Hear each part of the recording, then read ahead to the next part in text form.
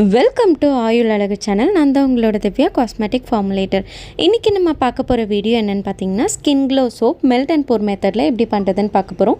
இந்த சோப்பை ப்ரிப்பேர் பண்ணுறதுக்கு மெயினாக ஒரு ஃப்ரூட் பவுடரும் ஹெர்பலோட பவுடரும் நம்ம வந்து யூஸ் பண்ணியிருக்கோம். இதில் இந்த ஸ்கின் க்ளோ சோப் எப்படி பண்ணுறதுன்னு பார்க்குறதுக்கு முன்னாடி இந்த சோப்போட பெனிஃபிட்ஸ், இதோட இன்க்ரீடியன்ட்ஸை பற்றின பெனிஃபிட்ஸ் தெரிஞ்சுக்கிட்டு வீடியோக்குள்ளே போகலாம் வாங்க. இந்த சோப்போட மெயின் பெனிஃபிட்ஸ் பார்த்திங்கன்னா, ஆன்டி ஆக்சிடென்ட் அதிகமாக இருக்குது. அதே சமயம் நம்மளோட ஸ்கின்னை ட்ரை ஆக்காமல் நல்ல மாய்ஸ்சராக வச்சுருக்கோம். ஸோ அதன் மூலிமா நம்மளோட ஸ்கின்னில் இருக்கக்கூடிய அன்இவன் ஸ்கின் டோனை ஈவன் பண்ணுறது மூலிமா நேச்சுரலாகவே ஸ்கின்னில் ஒரு பிரைட்னிங்கும் நல்ல ஒரு க்ளோயிங்கும் கொடுக்குது.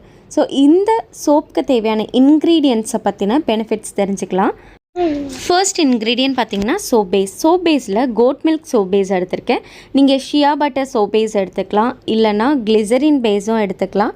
பட் குவாலிட்டி கொஞ்சம் நல்லா இருக்கிறதா பார்த்துக்கோங்க. ஸோ தட் நமக்கு ட்ரை ஆகாமல் ப்ரிவென்ட் பண்ணும். அதே சமயம் லேதரும் நமக்கு நல்லா வரும். பட் கிளிசரின் பேஸ் எடுக்கிறீங்கன்னா உங்களுக்கு லேதர் வந்து இந்த 2 சோப் பேஸை விட கம்மியாக தான் வரும்.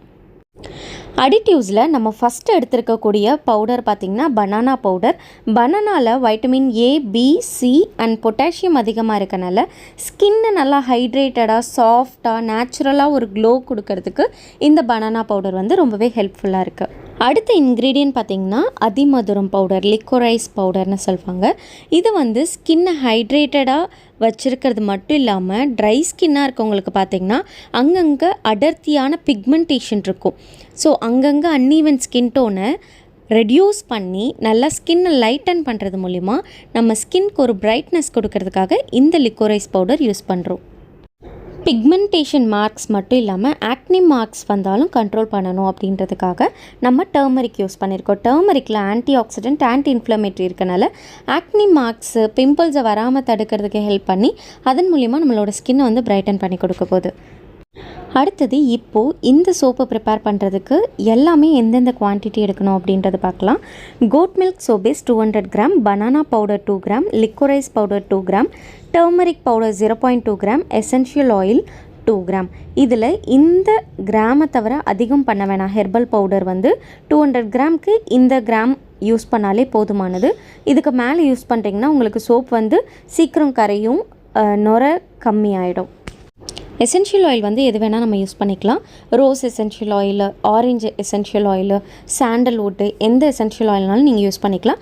பட் ஸ்கின்க்கு பெனிஃபிட் இருக்கா அப்படின்ற மாதிரி செக் பண்ணிக்கோங்க. இப்போது இந்த சோப்பை ஸ்டெப் பை ஸ்டெப்பாக எப்படி பண்ணலான்றதை பார்க்கலாம். ஃபர்ஸ்ட்டு 200 கிராம் சோப் பேஸை நான் குட்டி குட்டியாக கட் பண்ணிக்க போகிறேன். ஸோ தட் எனக்கு ஈவனாக கொஞ்சம் குயிக்காக வந்து மெல்ட் ஆகும். நம்ம பெருசாக அப்படியே முழுசாக போட்டாலும் உங்களுக்கு மெல்ட் ஆகும். பட் ரொம்ப நேரம் டைம் எடுக்கும்.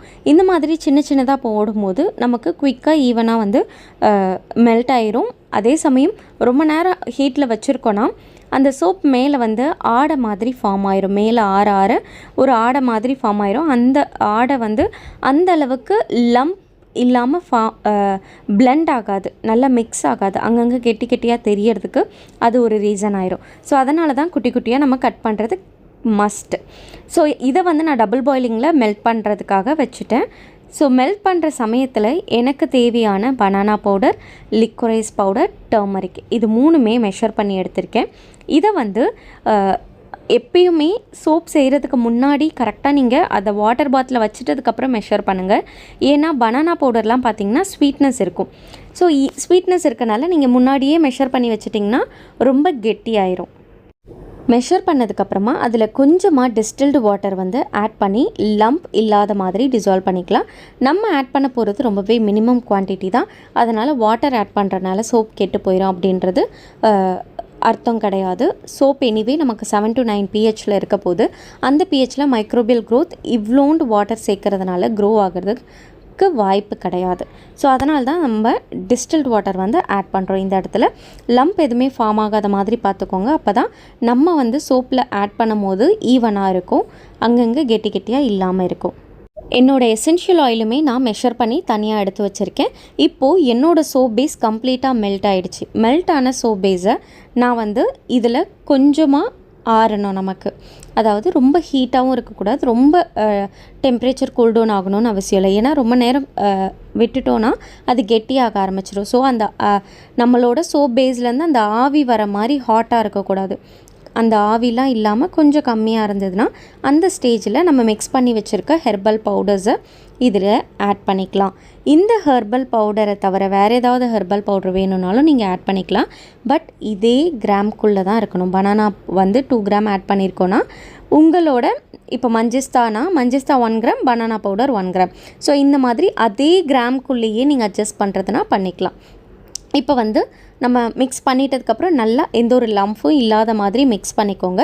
மிக்ஸ் பண்ணிவிட்டு ஃபைனலாக நம்மளோட எசென்ஷியல் ஆயில் ஆட் பண்ணிக்கோங்க. நீங்கள் எந்த எசென்ஷியல் ஆயில் வேணாலும் யூஸ் பண்ணிக்கலாம். நான் யூஸ் பண்ணுறது ஸ்வீட் ஆரஞ்ச் எசென்ஷியல் ஆயில் நான் யூஸ் பண்ணியிருக்கேன். அவ்வளோதான். இதை நல்லா மிக்ஸ் பண்ணிவிட்டு இம்மீடியட்டாக நமக்கான மோல்டில் வந்து ட்ரான்ஸ்ஃபர் பண்ணிடணும். ட்ரான்ஸ்ஃபர் பண்ணுறதுக்கு முன்னாடி நம்மளோட மோல்டை ரப்பிங் ஆல்கஹால் வச்சு ஸ்ப்ரே பண்ணிக்கோங்க. ஸோ தட் நமக்கு எந்த ஒரு கண்டாமினேஷனும் இருக்காது. எப்போது நீங்கள் மோல்டு வாஷ் பண்ணி வச்சுருந்தாலும் சரி, நீங்கள் பண்ணும்போது ஒரு தடவை ரப்பிங் ஆல்கஹால் ஸ்ப்ரே பண்ணிவிட்டு காட்டனால் வைப் பண்ணிங்கன்னா உங்களுக்கு கீழேருந்து டஸ்ட் கண்டிப்பாக வரும். ஏன்னா சிலிக்கான் அப்படின்றதுனால அந்த டஸ்ட் எல்லாமே ஈஸியாக ஒட்டிக்கும் அதில். ஸோ கேர்ஃபுல்லாக பண்ணுங்கள் பிஸ்னஸ்க்கு பண்ணுறதா இருந்தால்.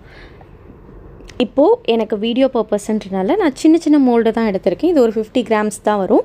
அப்போ தான் எனக்கு குயிக்காக அன்மோல்ட் பண்ண முடியுன்றது. நீங்கள் 100 கிராம் மோல்டுலேயும் போர் பண்ணிக்கலாம். இது போர் பண்ணிவிட்டு ஒரு 1/2 hour 1 hour சைஸ்க்கு ஏற்ற மாதிரி டிஃபர் ஆகும். 1 hour கழித்து நீங்கள் பார்த்தீங்கன்னா உங்களுக்கு ஈஸியாக அன்மோல்ட் பண்ண வரும்.